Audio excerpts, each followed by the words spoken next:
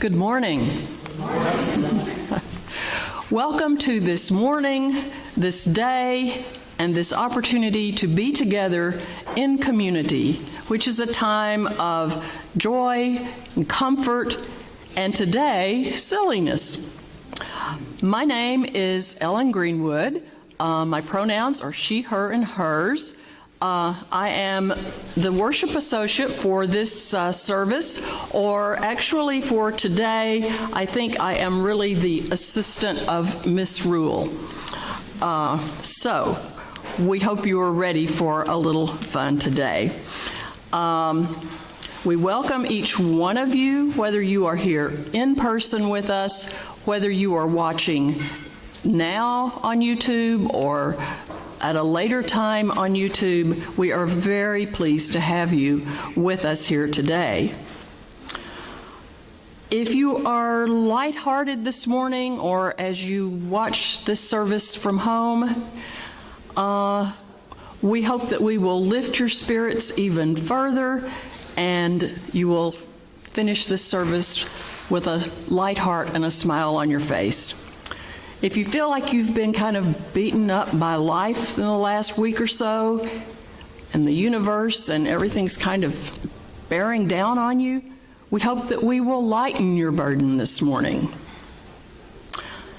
And even if you find yourself among those who are totally humor challenged and you prefer to take everything in your life and the whole universe with dead seriousness, we respect your right to have these feelings and attitudes, and we welcome you here with us. We would invite you right after the service for a workshop back in the RE wing entitled Spirituality for Sourpusses. And we have a few more announcements as well as that. We will be having coffee and conversation following the service, and we'd love to have some time to get to know you if we don't know you already, and just to say hello to friends that we haven't seen for a few days or a week or a month. And I think there's going to be some sharing of humorous stories this morning, so hopefully some of those will carry over into coffee time. Also, this afternoon at 3 p.m., our OWL class, this is Our Whole Lives, meets, it's for grades 7 through 9, and that meets at 3 p.m. if you're a part of that.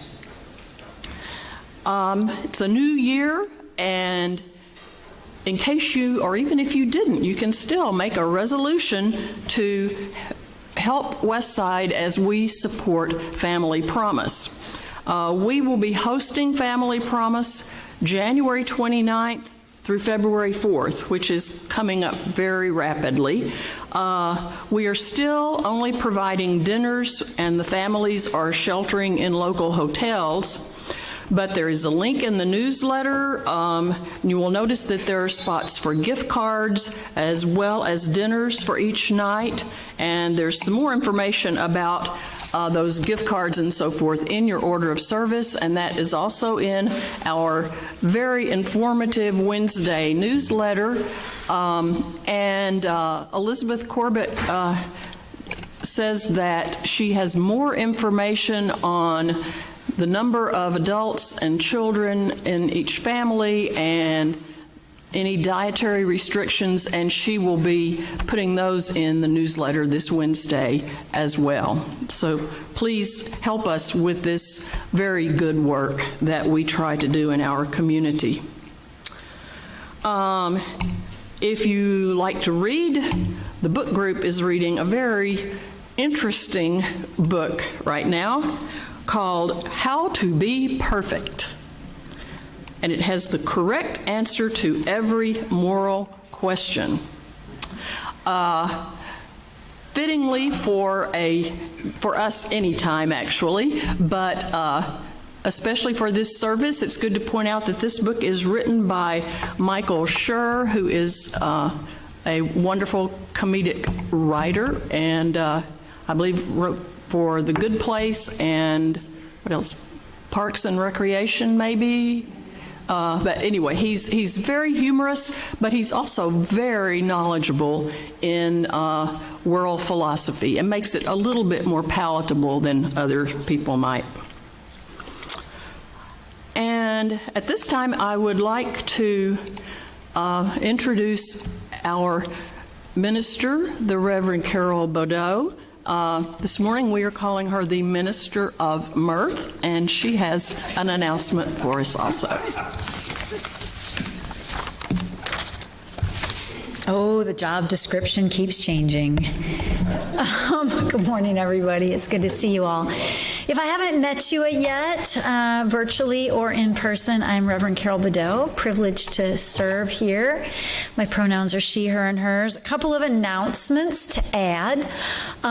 One is that Elizabeth is walking around here, and you virtual visitors can get this online in our newsletter, with one of our reproductive justice survey forms. So some of you will remember that in the fall, we really started doing some grassroots work in the congregation around reproductive justice issues. And this form is one that some of you may have already filled out. It's basically a risk assessment. It asks a few questions that say, like, just how much risk are we, you as individuals and we as a group, willing to take on these issues? So it's a way that we and the board can get a sense of where people are. This is phase 1. So over the next couple weeks, you'll have a chance to fill these out online or in person. There's space on the columns where you answer sort of on a scale of 1 to 10, like, yeah, not so much, or yes, let's do that. You can also write your comments. And on the back, there's space to write out your comments. So you can do that virtually. You can give us your comments and fill this out, or you can do it in person. So this week and next week. The following week, on the 20th, I believe it's the 22nd, we'll be launching, probably that week or shortly thereafter, a much more comprehensive survey that the board will be using to determine very specific actions. What sorts of actual actions do we as a congregation, if any, want to take on these issues? So we'd really appreciate your feedback on this topic. Just another more really fun thing, next weekend from 12 to 4 on Saturday from 12 to 4, I am leading an artist's way workshop. That was one of our auction items. If anybody else wants to attend that, I think it's like a $5 donation towards West Side, but you're welcome to come and spend 4 hours discovering your inner creative self, 12 to 4 here next Saturday afternoon. So if you have any questions about that, please feel free to ask me, but everybody's welcome to come to that. And our last announcement this morning, Lori Velica is going to give us some updates on our legacy campaign.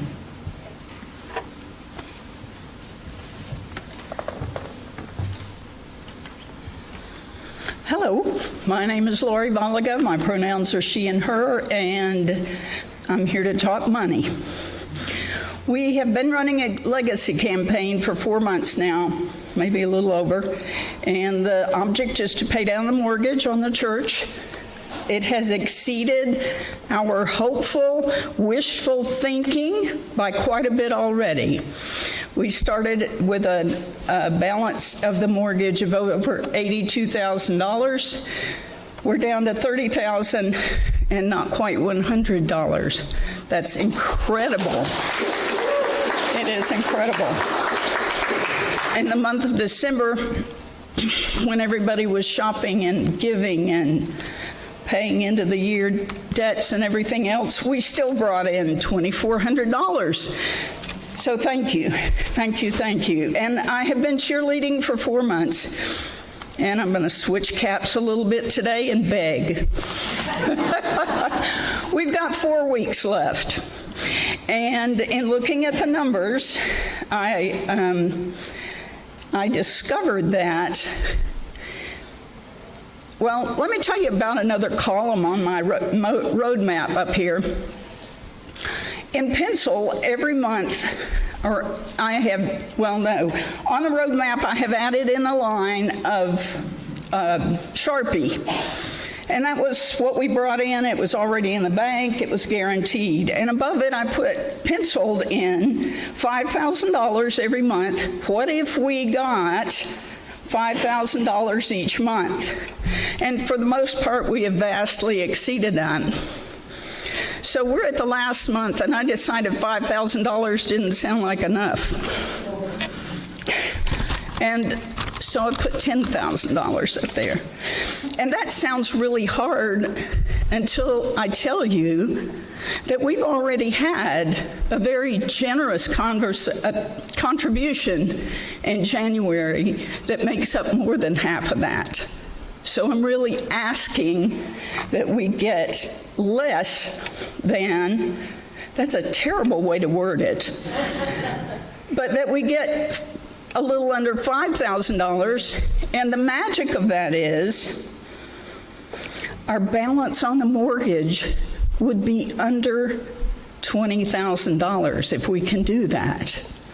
And right now the payoff date is June 2026, which is already incredible because we started with August 2033.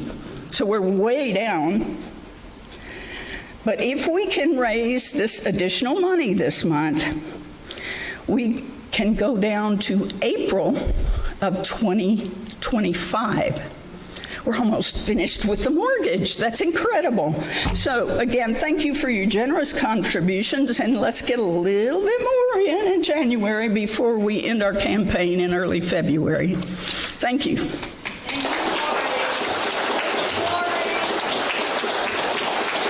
Yeah, huge thank you to everyone who's been working on that campaign. It is an enormous shift in our way of thinking about our future as a congregation to be able to imagine that in just a couple years we won't have a mortgage payment. That's just an enormous shift in the way we think about what's possible for this community. It's just huge. So thank you very much to everyone who's been working on that, and also just a nod to Carol Coffey, who passed last summer, but who was a big part of making that happen. So, all right, it is time for some silliness. So I'm going to ask the choir to come forward. We are going to sing you our version of Auld Lang Syne for the year.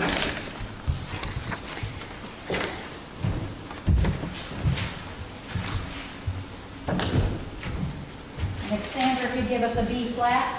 1, 2, ready, go.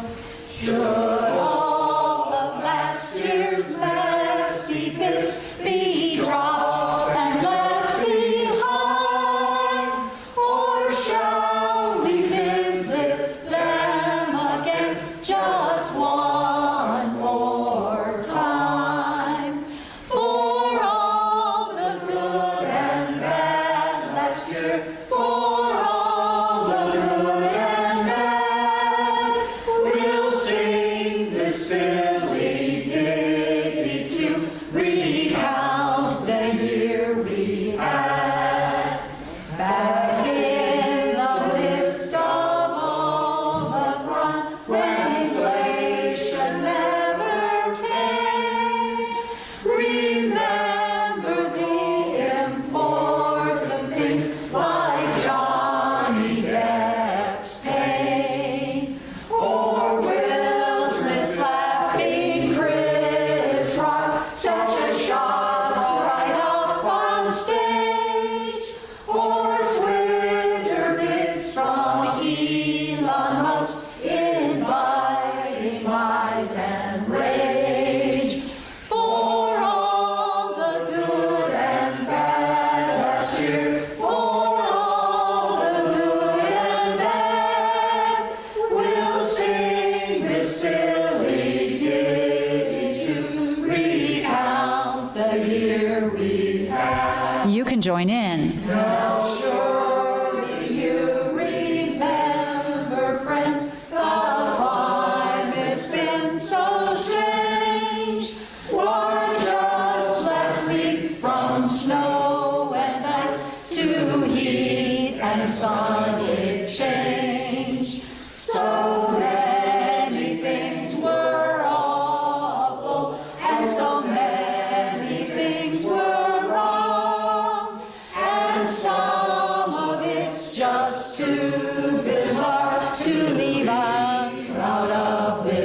song for all the good and bad last year. For all the good and bad, we'll sing this silly ditty to recount the year we had.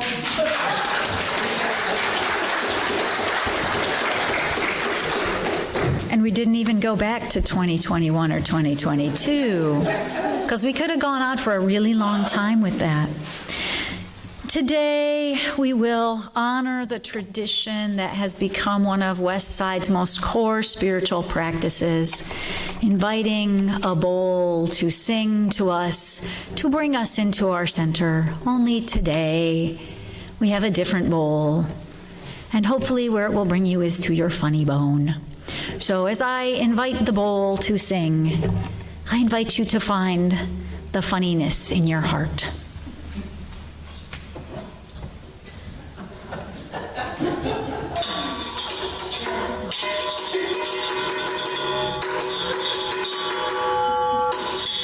Wait, this doesn't work as well. Let's try a different strategy. Oh, that works better.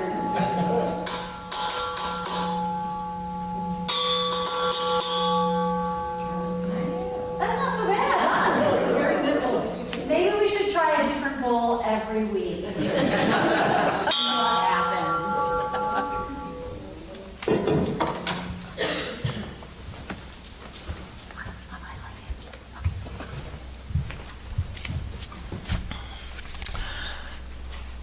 The words for our chalice lighting this morning come from three diverse theological sources. First of all, from the Sufi poet Rumi. There are many ways to the divine. I have chosen the ways of song, dance, and laughter. And then from Christian theologian Reinhold Niebuhr, humor is a prelude to faith, and laughter is the beginning of a prayer. And lastly, from author Kurt Vonnegut, who I believe was indeed a Unitarian, he wrote, "Laughter and tears are both responses to frustration and exhaustion. I myself prefer to laugh since there is less cleaning up to do afterward." And to help us go a little bit deeper in finding our funny bone, Bridget Ross is going to lead us in a laughing meditation.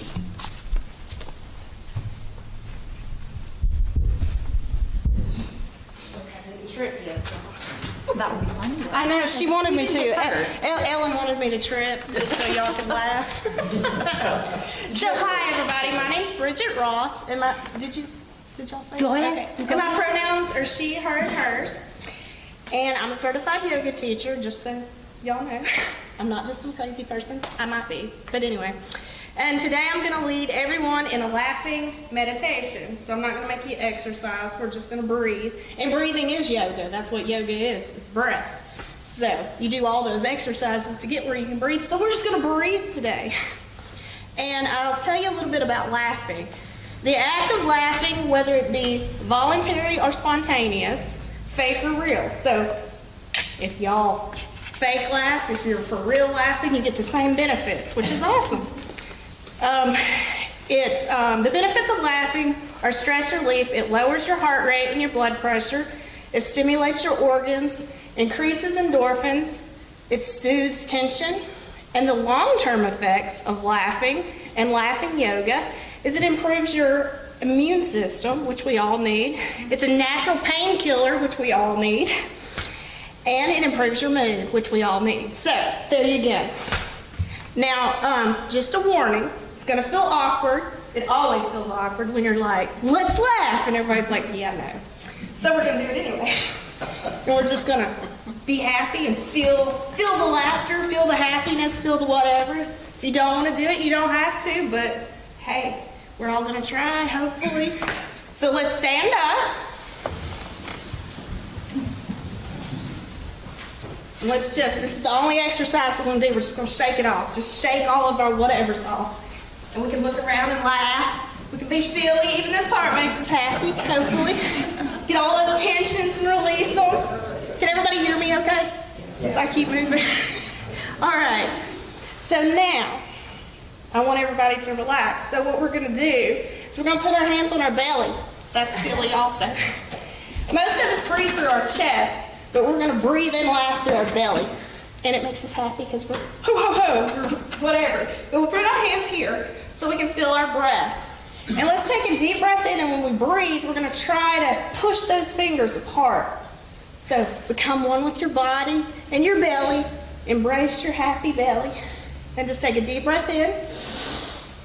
Try to spread those fingers apart. And then exhale. See, that wasn't bad. Let's do that again. Take a deep breath in. And exhale. Now for the fun part. We're going to take a deep breath in, and then we're going to go ha ha ha ha ha on the way out. So let's take a deep breath in. Ha! Wow! I was scared nobody was going to do it in the whole world. That was a powerful ha ha ha. All right, let's do that again. Let's take a deep breath in. Ha! Now we're going to do that again and do hee hee hee hee hee instead of ha ha ha. So deep breath in. Hee! Deep breath in. Uh-oh. See, that'll happen too. That's hilarious. I'm up here. I get to watch y'all. So let's take a deep breath in. Now we're going to be Santa. So we're going to ho, ho, ho on the way out. So let's inhale. Oh! Deep breath in.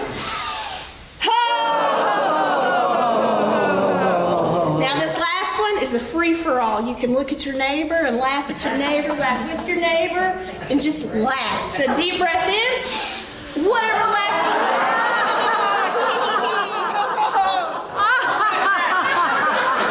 Laugh as long as you want. Oh, come on. You can do better than that.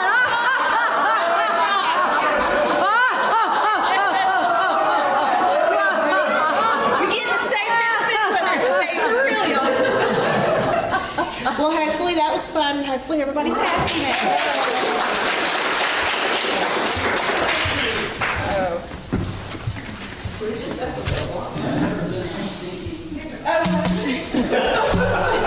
Thank you, Bridget. That was wonderful. I hope that those of you watching on YouTube were just sitting there at your devices laughing away with us.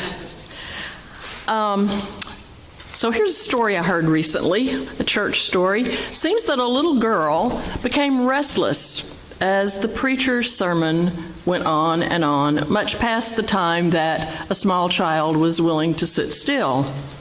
Finally, she leaned over to her mother and she whispered, "Mommy, if we give them the money now, will they let us go?" Which we decided was a very good reason to have the offering before the sermon. So, we will now take an offering, accompanied by some very humorous, uplifting music from Sandra, for the ongoing work of this congregation and its work in the wider community. And our Share the Plate partner this quarter is The Bottom, a community, culture, and creativity, a nonprofit community center and Black affirming bookshop. So let's support Knoxville and our community, our West Side and Knoxville.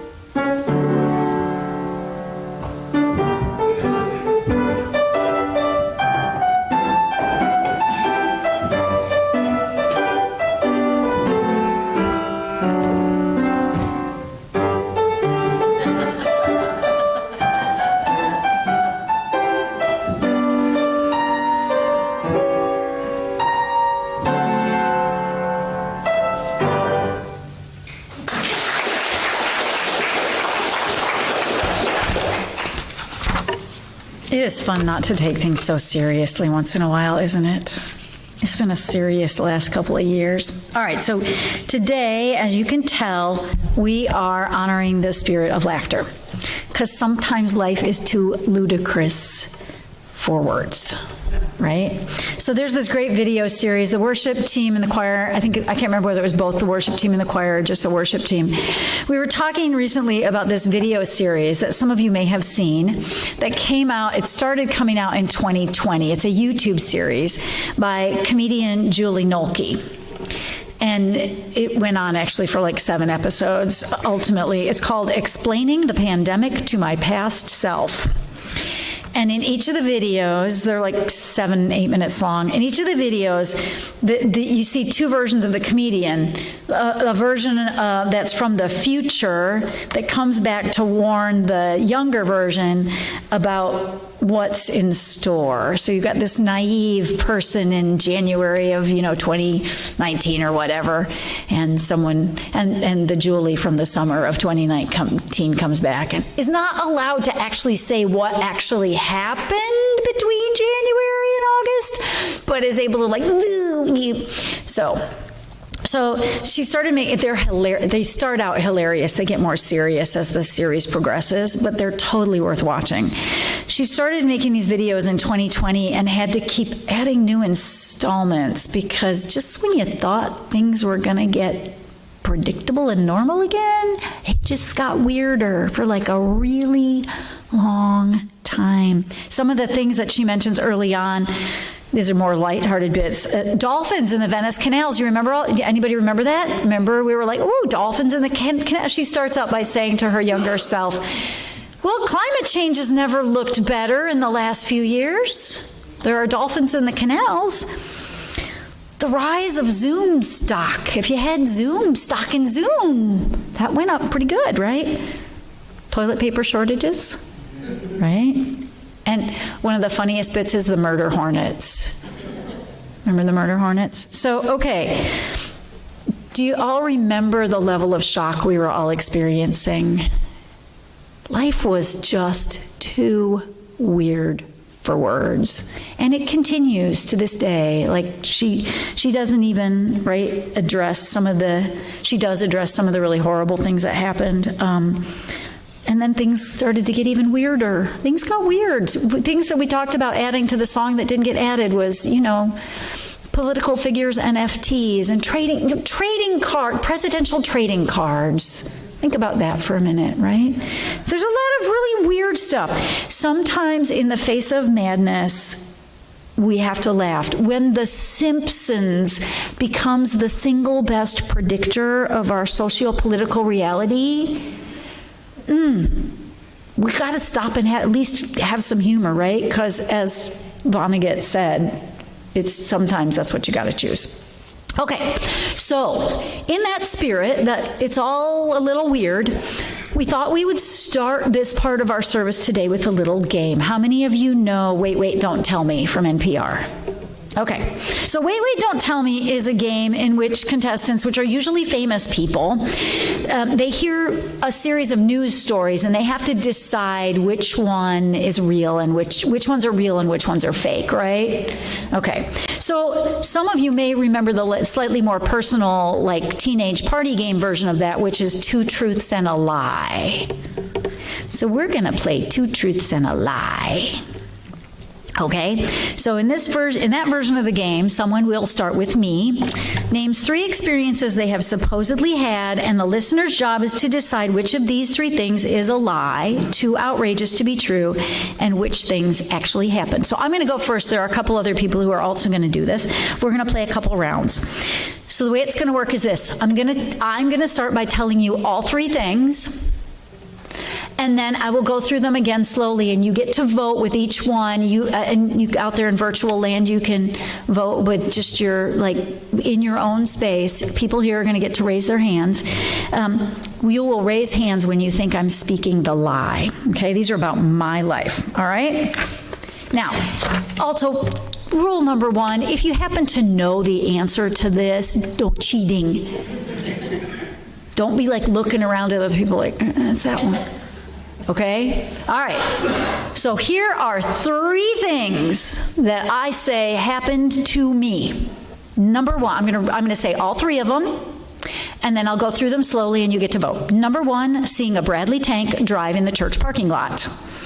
Number 2, spilling lemon custard ice cream on hard rocker Ted Nugent's t-shirt. 3, driving a Jeep 60 miles per hour in the Mojave Desert. 2 of these are true, 1 is a lie. All right, I'm going to go through them slowly. Raise your hand if you think this is the lie. Number 1, seeing a Bradley tank in the church parking lot. Okay. Number 2, spilling lemon custard ice cream on rocker Ted Nugent's t-shirt. Number 3, driving a Jeep 60 miles per hour in the Mojave Desert. We're kind of split between Ted Nugent and the custard and the Jeep. Clearly, too many of you have already heard the Bradley tank story.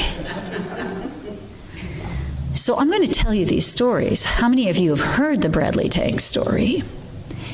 Oh, it's surely one of the funniest things that's happened in the history of West Side in a very long time. So let me tell you the story, because it's a funny story.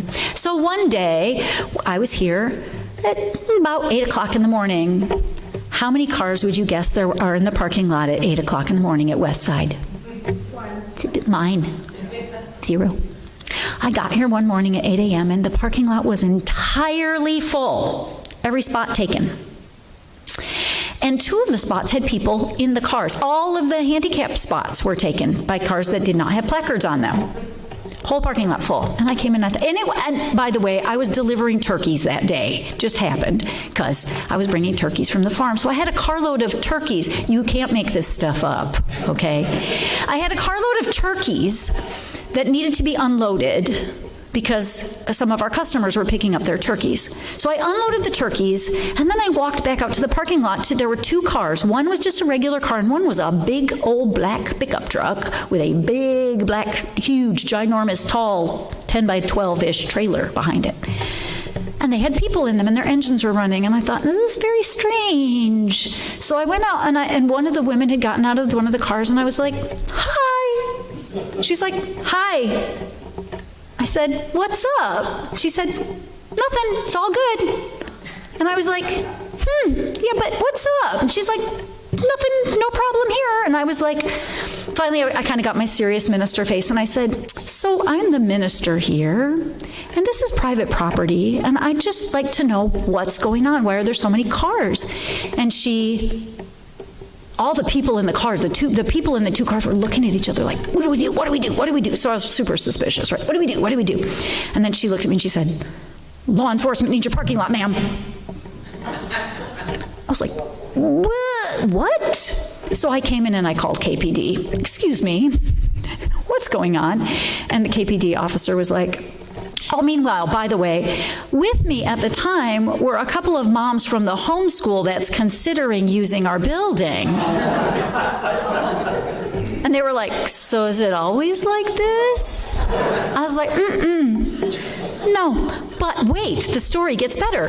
So then I called KPD and I said, are you using our parking lot? And they were like, no, ma'am, we would let you know if we were going to use your parking lot. I'll send an officer right out. So I said, okay, and I came in here, and meanwhile, the people in the cars that had people in them saw me talking on the phone, and they sneakily left. I came in the sanctuary and was explaining the building to the 2 homeschool moms, expecting KPD to arrive, and all of a sudden one of the moms goes, oh my gosh, it's the FBI!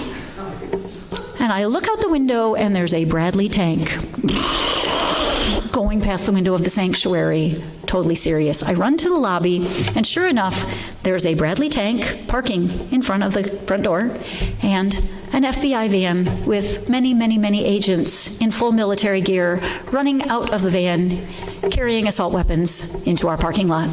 It was 8:40 on a Tuesday morning before Thanksgiving. You cannot make this stuff up. So I go out the front door and I'm like, excuse me, officer? He goes, yes, sir. With his machine gun. I'm like, is there something I should know? He said, no, nothing, just routine. I'm like, okay. So then he comes up and he's standing next to me swinging the machine gun, like this far from me. He's swinging the machine gun and we're having this little conversation. I'm like, so, sup? And he says, well, you know, this is the punchline of the joke, okay? Only it's true. He says, so yeah, we usually try to be out of here before you get here in the morning. I'm like, really? He's like, yeah, usually we're gone before you get here. Wow. I'm still processing that because I didn't make that up. That's a truth, not a lie. Okay, let's move on to Ted Nugent. How many of you remember Ted Nugent? Oh, Ted Nugent! Right, Ted Nugent! I grew up in the same town that Ted Nugent lived in. My little hometown of 1,000 people is where Ted Nugent lived. Ted Nugent, love you, Ted. Ted Nugent was a very big hunting fan. And yes, once, he may not remember this. If you don't remember it, I'm super glad to hear that. He had a really big hand-painted Jeep. I think it was a Jeep Cherokee or something, big, hand camouflage painted. And one time I had been at a piano concert. I had performed by memory Chopin's Raindrop Prelude perfectly. I just want to say, that's the frame of mind I was in. I had performed the Raindrop Prelude to perfection from memory. And then, which is hard. And then, as celebratory afterwards, my mother and I were getting ice cream at the Tasty Treat. And I was at the window of the Tasty Treat, and Ted pulled in with a couple of his friends in the really big thing, which made me a little nervous, and got in line behind me, and I had lemon custard ice cream cone, and when I turned around, it right on his shirt. So that one's true also. I did not drive a Jeep 60 miles per hour in the Mojave Desert. I drove a minivan 55 miles per hour in Death Valley. Yeah, sorry. Okay, so, all right, now, so we got two other people to play this game with. Suzanne Molnar, you're going to go first.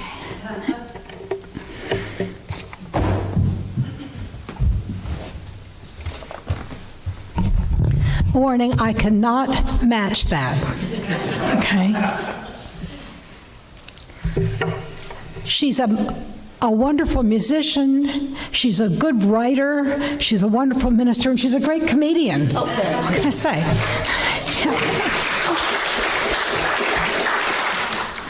Okay, but I have three things. Two are true. One is not.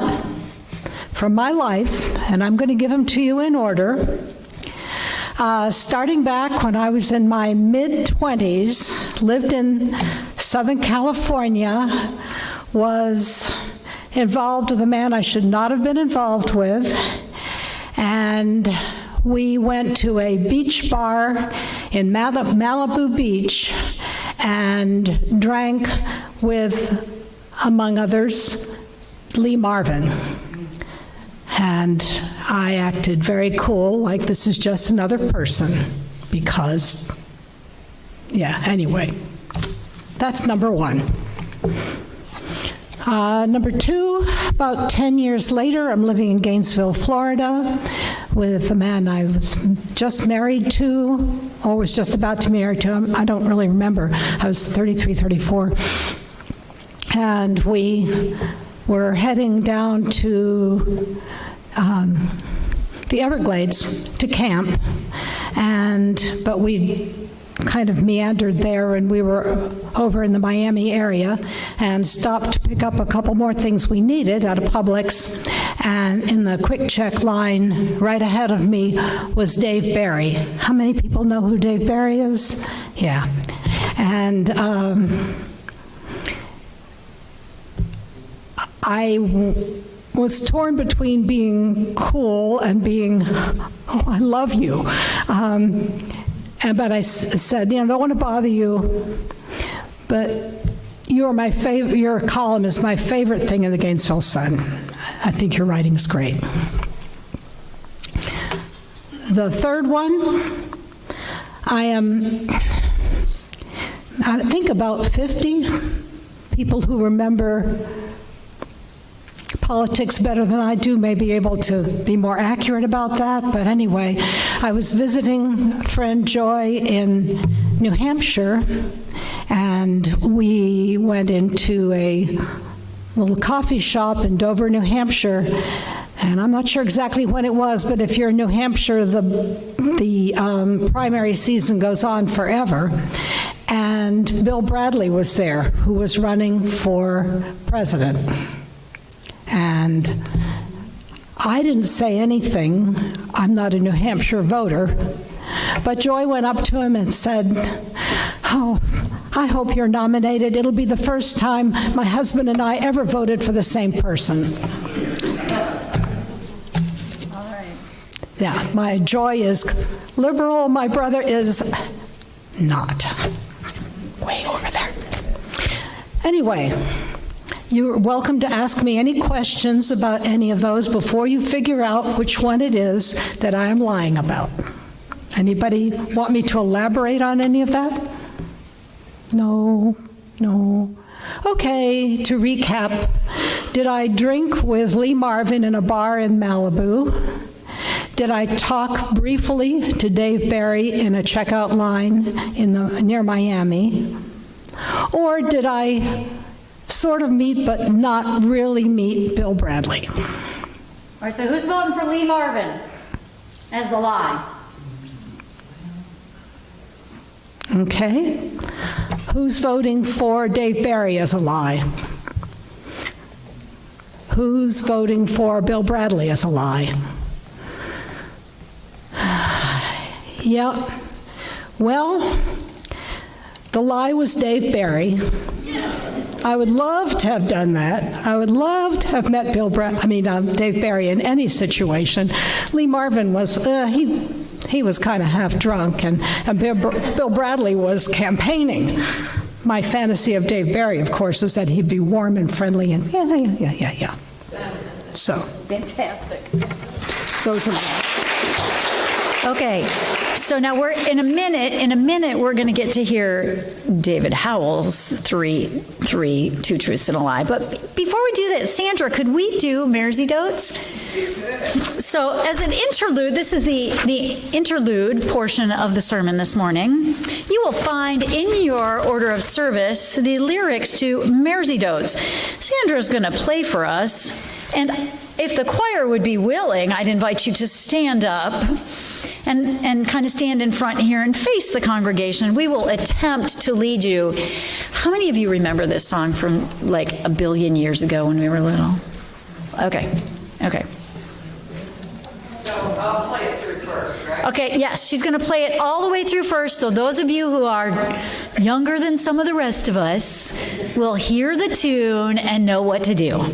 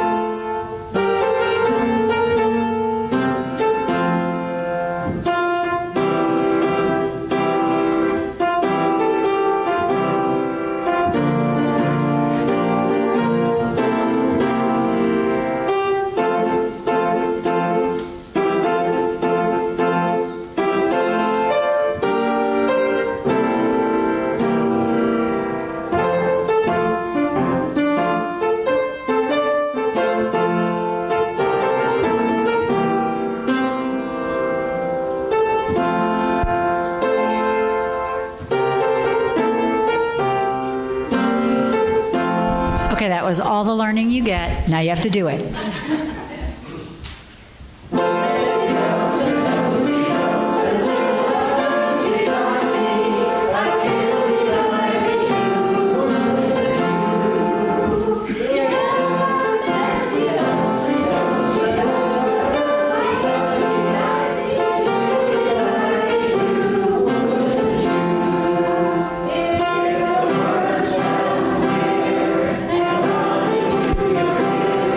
I'll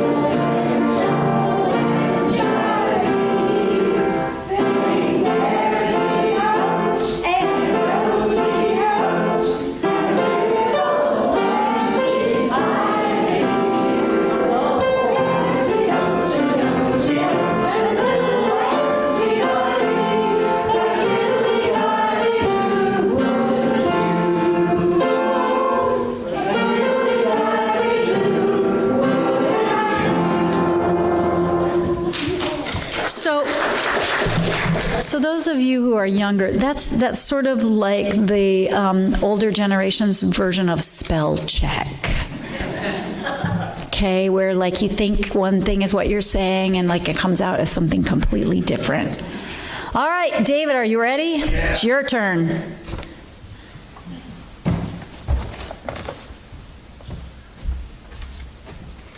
So I have a pretty long history of having my disagreements with the legal establishment, and so I thought I'd come up with 3 times, only two of which are true, that I put this into practice. I had a real problem here. All the good examples I came up with I'd already done, so I had to find one that I hadn't actually done, but I did manage to come up with that anyway. So I'll do this chronologically as Suzanne did. First time was in high school. A friend of mine and I got up in the wee hours of the morning, got some heavy chains and padlocks, went over to the high school and chained the front door shut, and when we all got there with the buses in the morning, nobody could get inside the building. They had to call the police to come. They had to go find some heavy metal saws to be able to cut these things open because we had big chains and big locks there. All the students knew that we had done it, but none of the administration or faculty knew that we had done it. Then when I was in college, my mother got a 55 Ford. It wasn't a Thunderbird, but this was pretty good 55 Ford, and I was out on the highway. On a Sunday morning, I was on the highway. There was no other cars around as nearly as I could tell, so I wanted to know how fast the car would go.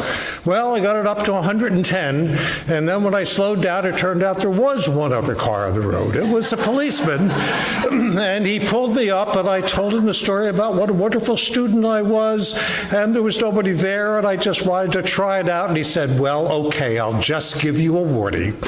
110 miles an hour, caught by a cop, didn't get a ticket. The third one then was in my 30s, and I've started the commune, and you want to have, enjoyable stuff around, so we made some wine that cooked on the window shields, and we grew some herbs in the hedgerows and then dried them in the attic, and we used the old bottom of the barn where the cows used to be kept to make some moonshine.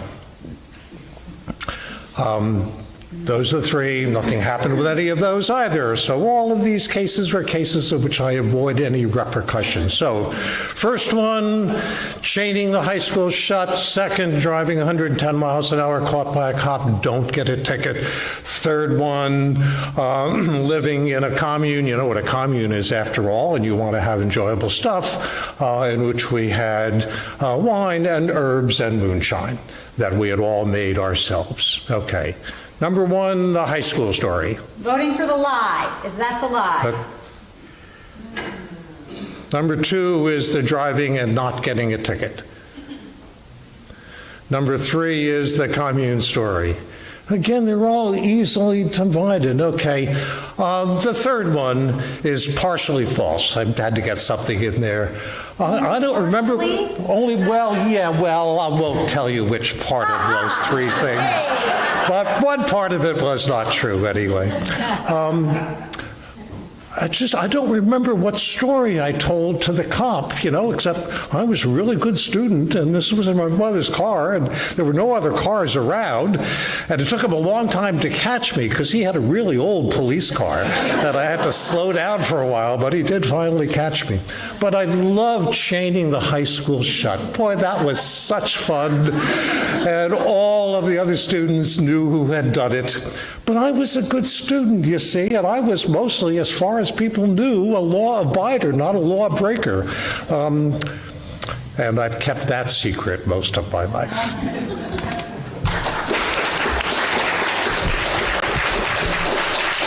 Just don't ever try it here because the FBI will catch you. Yeah, that's right. Like they told me. No, they didn't tell. Okay, so here's the deal. Here's the deal. And I hope, who knows what YouTube and whoever out there in video checkout land is going to be doing to us now that we are telling this on air. The agent said to me, it's useful. Church parking lots are great places for us to do things because they're usually empty and unused. So the funny thing about that story is that trailer. So the trailer that was attached to the main truck was a big enclosed trailer, and I'm like, and so I have a brother who works fairly high up in the government and has a very high clearance, and I called him at the end of the day, and I was like, telling him this story, and I'm like, yeah, and they had this trailer. I guess it had equipment in it. As soon as I said that, I thought, oh. Command center. He was like, command center. Command center. I'm like, wow, I was messing with people driving an FBI command center. Wow, that's freaky. So they do stuff. Sometimes I guess it's practice. Sometimes I guess it's not. It may or may not be coincidental that that same day there was an event that occurred in the Farragut neighborhood involving that agency and an individual in our neighborhood. And when people messaged that to me, I was like, a tank though? Like a tank? Like really? But whatever. I mean, next time you see a Bradley driving down the streets of Farragut, you can just assume it stopped by here. Probably not now, because I've now outed them to the whole freaking town. So sorry about that. Do they still come? What I said to the agent was, glad to be of service, sir. Remember, there were a lot of machine guns. There were many. I said, glad to be of service, sir. Let us know if there's... I was like, is there anything else we can do to be of service? Because totally not going to mess with that right now. Okay. So now, think for yourself, have you ever had any ludicrous or unexpected things happen in your life, even not just involving this last couple of years in our global reality? I mean, you think about it, I could have had like 2-week-long panic attack after that episode. I mean, I could have. Think about... I said to the 2 homeschool moms as the machine guns poured into the parking lot, I said, I'm going to have to go out there, aren't I? I could have freaked out about it. I could have freaked out. I was mildly freaked out. But at the same time, I was also like, well, strange stuff happens. You got to take some humor with it. That is the way of this life, right? Are there ways that your life has turned out unpredictable, things you didn't expect? So if I was thinking about this, telling your younger self what to expect without really telling him. If me now had come back to me 15 or 16 years old in Michigan and said, Tennessee, farm, partner who only wears overalls, ever. 250 chickens.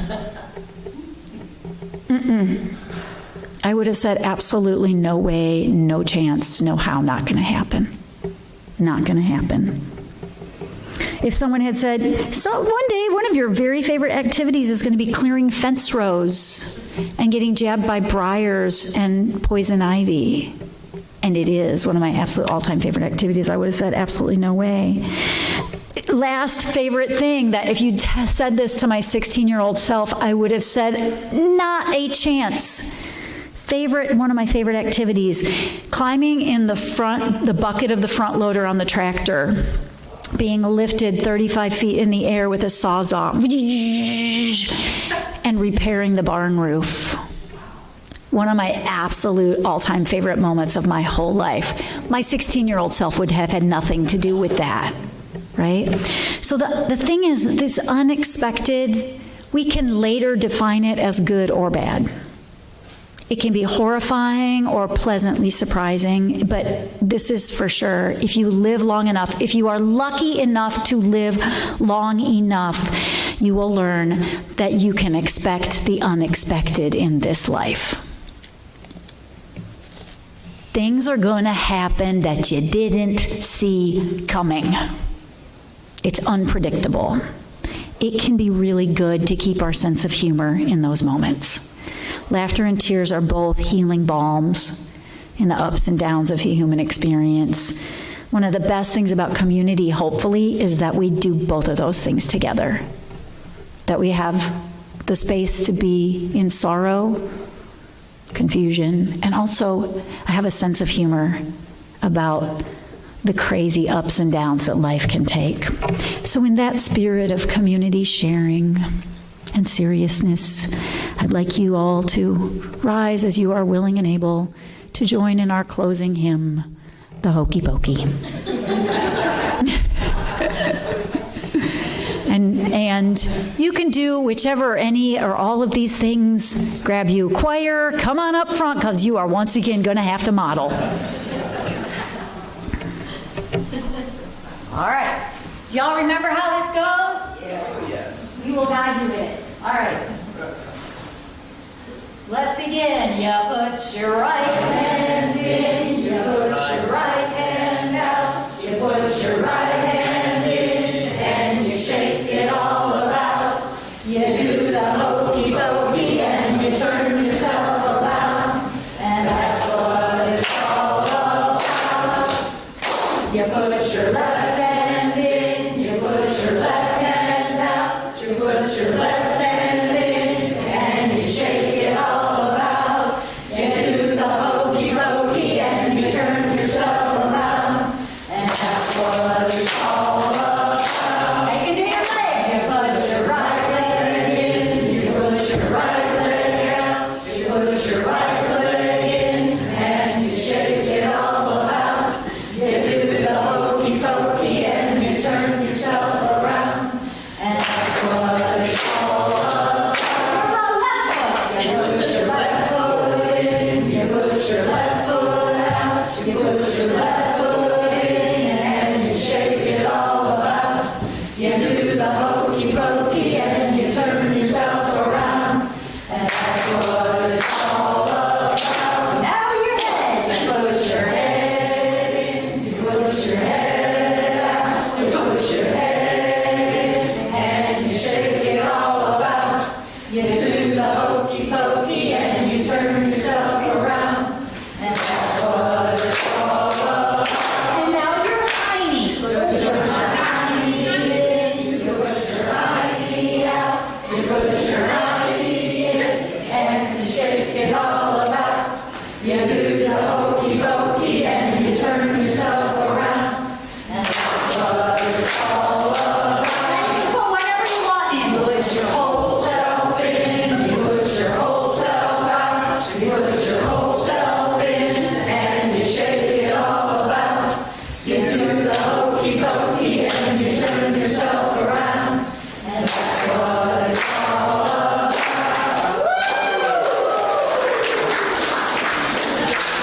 It really is about the hokey pokey. That's what it's really all about. As we extinguish our chalice this morning and go into our coffee hour time, I invite you to hokey pokey with your life a little bit more. Hokey pokey with your neighbors and your friends. Hokey pokey with your politics. Hokey pokey with the worries of the world.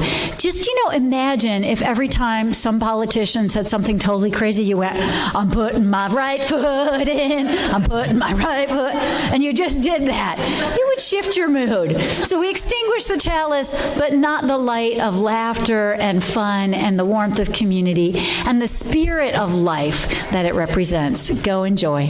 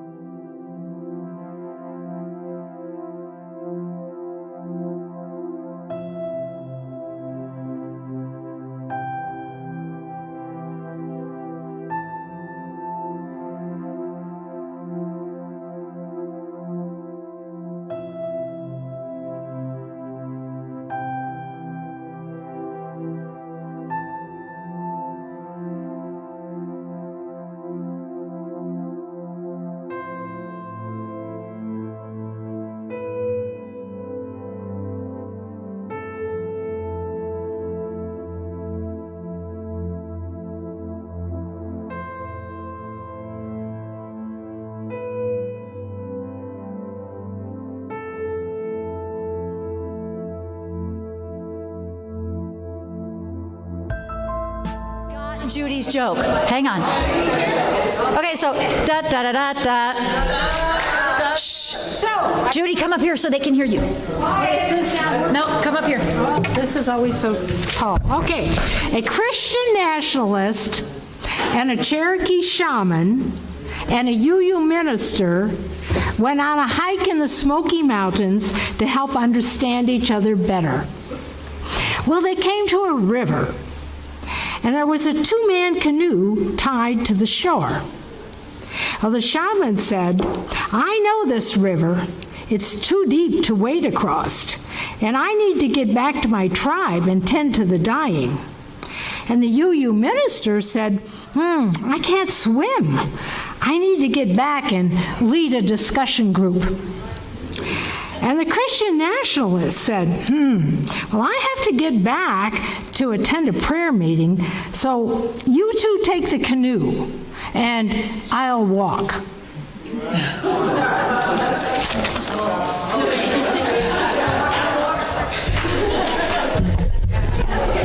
I've got a worse joke than that, although